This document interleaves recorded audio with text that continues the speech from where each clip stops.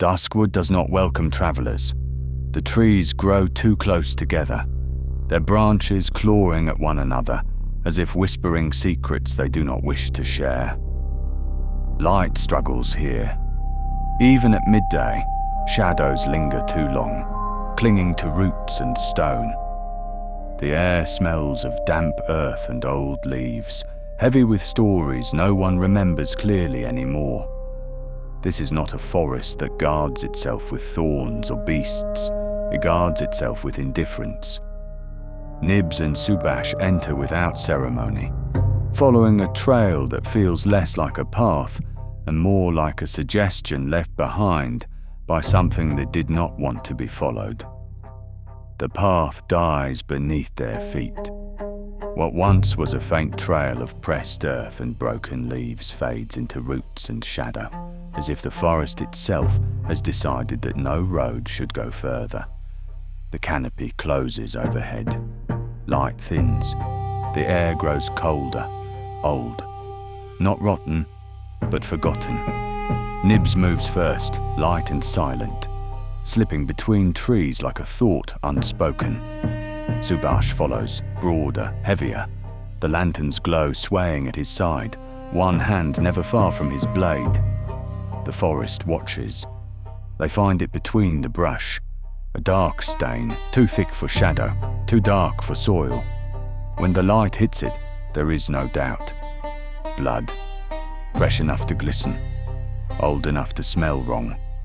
Something flees nearby, a sharp rustle, a darting shape. Then silence presses in again. They follow the trail, deeper. Branches snapped, roots torn aside. Whatever passed through here did not walk willingly. It was dragged. Subash kneels, fingers brushing the earth, reading the story written in dirt and broken leaves. 3 sets of tracks, 2 small, crooked, careless, and 1 human.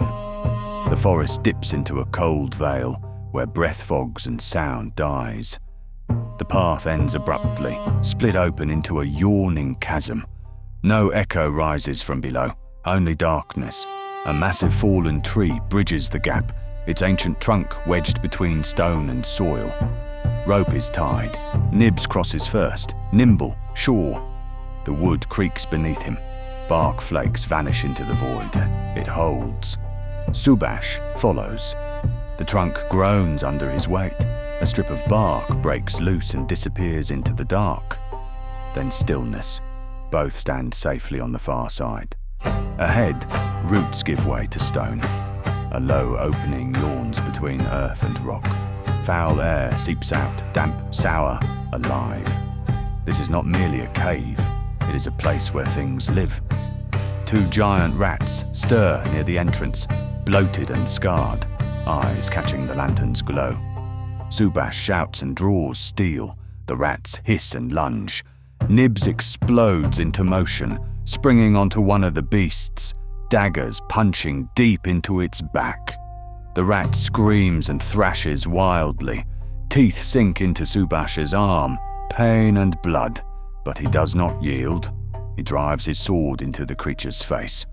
The rats break. One flees shrieking into the dark. The other limps after it, broken, terrified. The entrance lies open. Breath steadies. Blood is wiped away. The forest behind them feels distant, unreal. They step inside. The tunnel narrows into a low chamber of wet stone and packed earth. The air is thick, ancient, heavy with use. Something lives here, and it knows the dark well.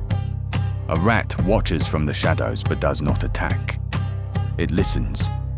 Deeper in, the light betrays them.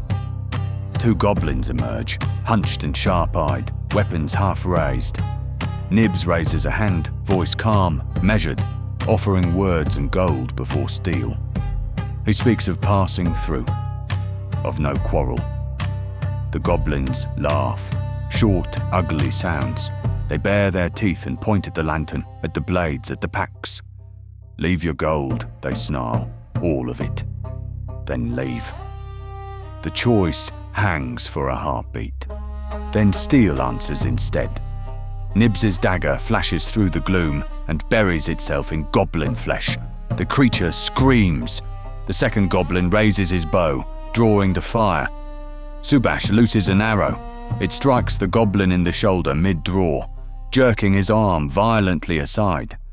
The goblin's own arrow releases uncontrolled, screaming across the cave and punching straight through the skull of his companion.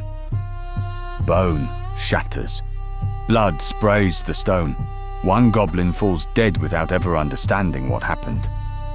The wounded one charges in blind fury, swinging wildly. It clubs Nibs, drawing blood, but the halfling does not fall. He steps in close and drives a dagger straight into the goblin's eye. The body collapses at his feet. Silence returns. The cave breathes again, watching. They search the bodies, rotten gear, filth, a silver tooth pried from a sneering mouth, a stolen healer's potion tucked away among scraps it had no right to own. Deeper still, the last trace of daylight vanishes. Only the lantern remains. Somewhere ahead comes a sound, slow and deliberate. Metal dragging across stone. Not close. Not leaving. Nibs and Subash stand in the lantern's glow, shadows long on the walls, knowing one truth with perfect clarity. Whatever lies ahead is still moving, and it knows they are here.